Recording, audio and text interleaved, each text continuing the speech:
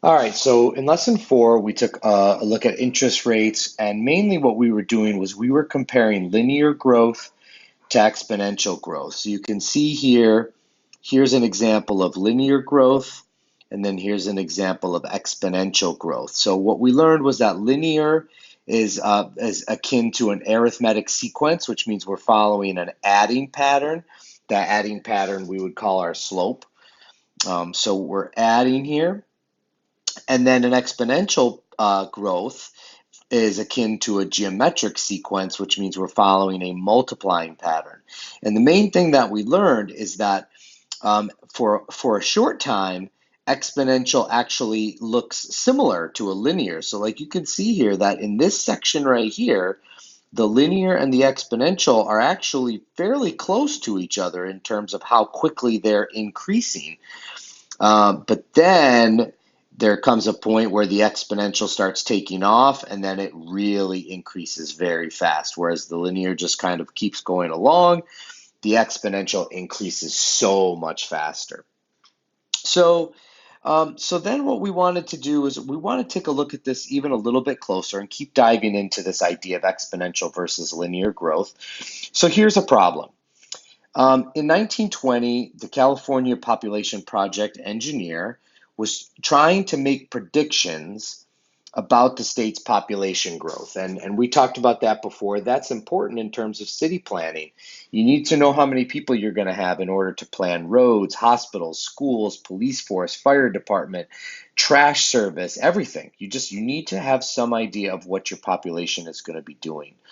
So he decided he was going to look at both a linear model and an exponential model. So he's going to look at a linear model and he's also going to look at an exponential model. Now he's got two data points to work off of. So I'm going to set up a little table here. He's basically only working off of two data points, which is not a very good idea. You usually want more, you want more data points than that, but we only have two. So we're going to have T years since 1900 right here. And then our other column is going to be our actual population. So we're going to call that P of T. So we'll just call that population. So we have the population in 1900, which was 0, and that was 1,490,000. So that's really 1 million. It's 1,490,000 is what that really is. And then in 1920, which would be 20 years later, we had the population was 3,554,000. So using our calculator, we can just put in those two data points and we can come up with a linear model and we can come up with an exponential model. So that's on the next. I took these values and I put this into the stat edit menu page here. All right, so the linear model, let me just put that over here. So I put this into my calculator and I got a linear model of y equals, so here's my linear model. Okay, and then I did a linear regression to get this, and I'll stick with my function. So I'm going to erase this y, and I'm going to put p of t. And I have p of t equals 103.2 t plus 1490. Okay, now I can also get an exponential model, the same method.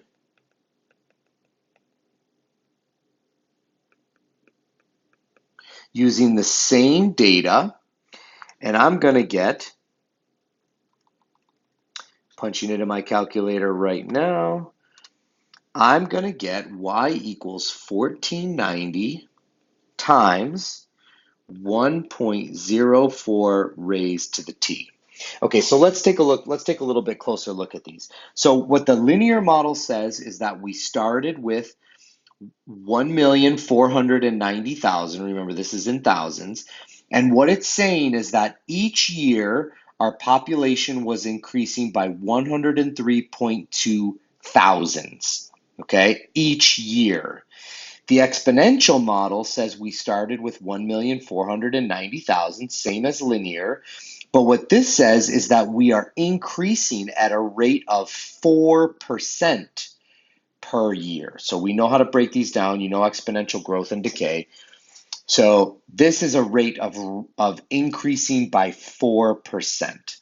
Okay, so then what we want to do is we want to put these two models into our calculator, and we want to look at 1935, 1960, and 2010. So in our calculator, what I'm going to put in here is I'm going to be looking for x values of 35, x value of 60, and x value of 110, because those are the number of years since 1900. So that's where I got those from. So I'm going to go ahead and I'm going to put these in my calculator. I'm probably going to turn off the auto feature and I'm going to change it to ask so that I can see 35, 60, and 110, and then I'm going to fill in this data. You do the same thing, and then pause the video, and then when you come back, let's see if you got the same numbers that I got. Okay, so this is what I got. When I went ahead and did this, you can see these are the numbers that I got. So pause the video, see if you got the same numbers I did. So it says, which function is a better model for the population growth of California in 1935 and in 1960? Well, if you take a look at these numbers, these are the actual populations. And you can see that the exponential model is quite a bit closer to the 6175. This is almost 1,000 off, whereas this is just looks like 300 off. So this one is better in 1935. Let's take a look at 1960. In 1960, the actual population was 15,717,000, so that's 15 million. Again, exponential, pretty darn close, within 100, and the linear model is way off. So for 1935 and 1960, it would appear that the exponential model was much closer. Exponential model was much better. Then it says, does either model closely predict the population for 2010? So if you look here, in 2010, the actual population is 37,253,000. The linear model predicts only 12,842,000. The exponential model predicts 111,392,000. So no, neither of those are very good. What phenomenon explains the real population value? I'm not exactly sure what they're looking for here, but what I can tell you is that populations vary. They sometimes go up a lot faster than a linear function. If during like a time when just people are having bigger families and health is good and things like that, climate is good, then we'll see our populations climb a lot faster as technology gets better and we can feed everybody.